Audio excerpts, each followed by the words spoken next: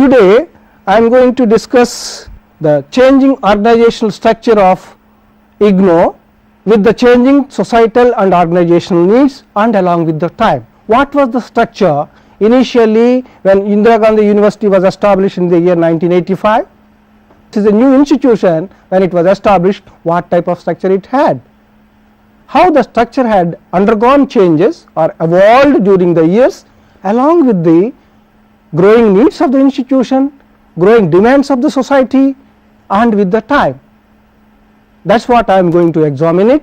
If you see in the material, so the structure may be, when we have written the material 5 years back, there may be some more changes to that one, but that we cannot incorporate it until we revise the material.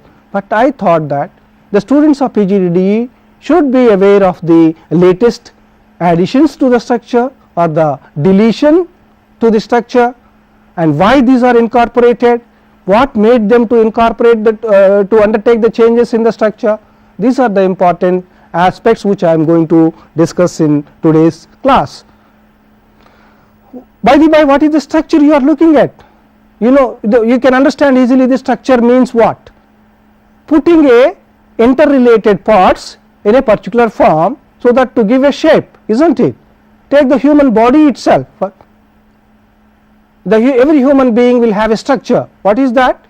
200 plus bones put into a different format like hands, head, body, legs, and this is the various bones put together. You have created a structure. What for? The structure, it gives a shape to the human being, and it gives a strength to the each part, and then each part has a specific function to perform. That is the important one. Each part has a specific function to perform. Heads, what is the hands? Function of the hands is very clear. Whether it is to write, whether it is to lift something, that is the function or the task to be performed by the hands in the total structure of the human body. If you take the function of the legs, it is basically to walk, to stand in a position. The total body weight is taken care by the legs. So each part of the human body structure has a certain role to perform. The structure gives a shape, the strength and the support to carry out various functions. If you don't do those functions, I don't think that we as a human being can exist it. So let us apply that scenario to any organization.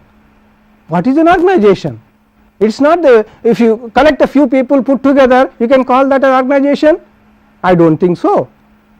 When you are calling a people in an organization, they come together or they are brought together to perform certain tasks, certain functions. What for? That I will elaborate a bit further. Any organization, whether it is industrial, whether it is a business organization, will have a structure. That structure emerges from the goals of the organization. Any organization, structure emerges from the goals to be achieved by that organization. What are the goals of that particular organization?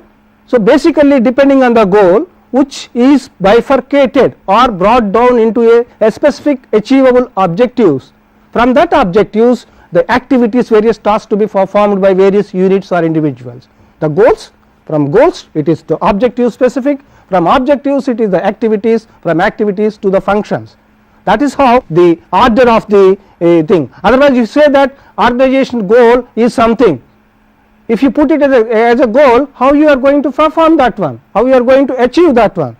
So that is the reason goals have to be split into objectives, achievable objectives, and to achieve that objectives you have to have a bifurcate that into various activities, a clear cut and related activities to be performed by X or Y in the organization. So to achieve the goals through the objectives and the activities what I explained, any organization needs some sort of a structure. I hope you got my point, what is the function of the structure. So that if you take a business organization, you will have the material, the raw material section which brings the raw material to the organization, and then the production section takes care of the producing the raw material into the further product, and then it is a marketing section. You take the structure of that one, there are the clear cut wings added by a board of the organization, which is the highest body which makes the policies, etc. Under that various wings are there, various units are there, various departments are there with a clear cut function. So, it is not that X can perform every function. If X can perform every function and Y can perform every function, there is no need to have any structure at all. That is not possible. No one member of any organization can perform all the tasks. That is the reason a clear cut structure based on the goals is created in the beginning itself, so that to achieve the objectives of the goals of the organization in a very effective manner. The purpose is effective manner. You may achieve it, you may achieve after 10 years, you may achieve it after 15 years, there is no point in that one. That is the reason the function of the organizational structure is to achieve the goals in a effective manner, in a planned manner, though you should have a structure. When it comes to the conventional institutions, educational institution or any other organization, business or the industrial organizations, the structure created also undergo a change from time to time based on the needs, because if you take from the pre-globalization era or the free openness of the markets to the present one globalization era, the structures have undergone change in many cases, because to cope with the new societal demands, new market demands, new challenges, the structure has to undergo. So, in the same is the case, what my assumption is that in that type of conventional education institutions, particularly I will restrict my presentation to the educational institutions, conventional and the distance education institutions. If you talk about the conventional educational institution, organizational structure do undergo a change along with the times, but not to that an extent, because the nature of tasks are very clear, focused, hence the drastic changes may not be needed. That is why I feel that I am not telling that they do not undergo any change, they do undergo a change, but not to the extent. But when you come to the look at the slide, when you come to the distance education institutions,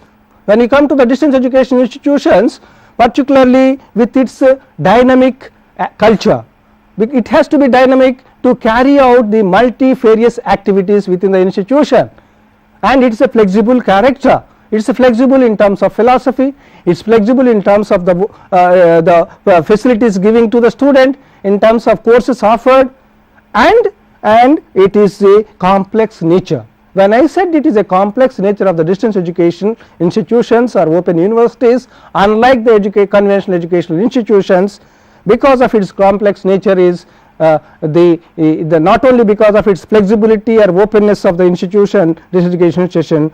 If you anybody who is familiar with the distance education institutions can understand, can observe three different cultures exist in the institution. What are those three different cultures I am talking about? One is the, like any other educational institution, distance education institutions also have the academic culture, the teachers and the learners. Teachers are there to teach, learners are there to learn, and the interaction goes on, the teaching learning process goes on.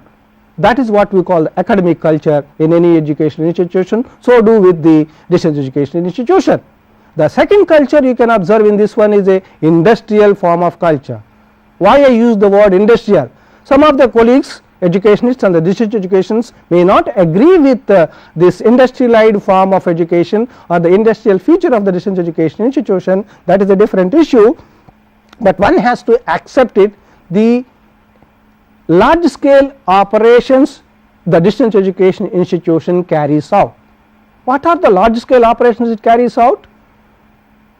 If you enroll a conventional institution MA program in history or a Hindi, you may enroll the students of 50 to 100 maximum. I am putting at the higher side, it can even be 20 to 30 students in some of the universities. But you take a MA program in Hindi or MA program in history of any distance education institution, you enroll few hundreds.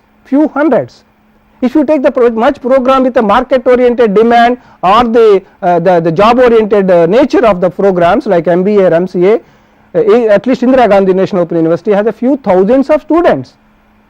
So, from 50 to few thousands of students when you are operating, your total operations undergoes a drastic change. That is why whether you develop the material by involving the large number of experts or by producing the material in thousands and even storing that material. Any operation you take, that is similar to that of any industrial organizational feature. That is why we call it as a industrial form of education.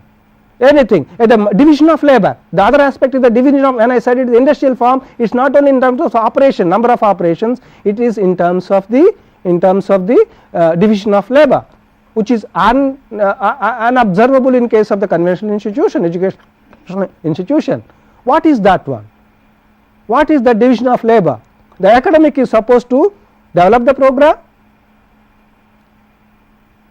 and the production people are supposed to print the program, and the people responsible for the distribution are supposed to distribute, and the media people are responsible for producing the electronic media programs related to the particular program, and computer professionals are supposed to give to the computer support to the overall development and operational launch of the program. So, that type of clear cut division of labor which you observe in the industrial setup and industrial sector is visible here. That is why we call it as the industrialized form of the future. So, you have seen the academic culture, you are watching the industrialized features of the distance education operations. Now, come to the third culture I am talking about, that is a bureaucratic culture which is common any institution or any organization. The bureaucratic means it is administration, whether it is a top level administration or middle level or the bottom, it is a total administration, what you call the bureaucracy.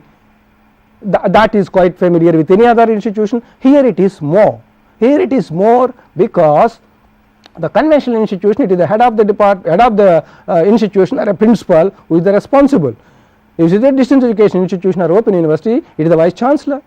We will have a few pro-vice chancellors, and you will have a different divisions, and each division plays a crucial role, which is not the case in case of the conventional institution. It is the principal who supervises the whole activity. In case of the conventional institution, it is the principal who monitors everything, but that is not the case with a distance education institution.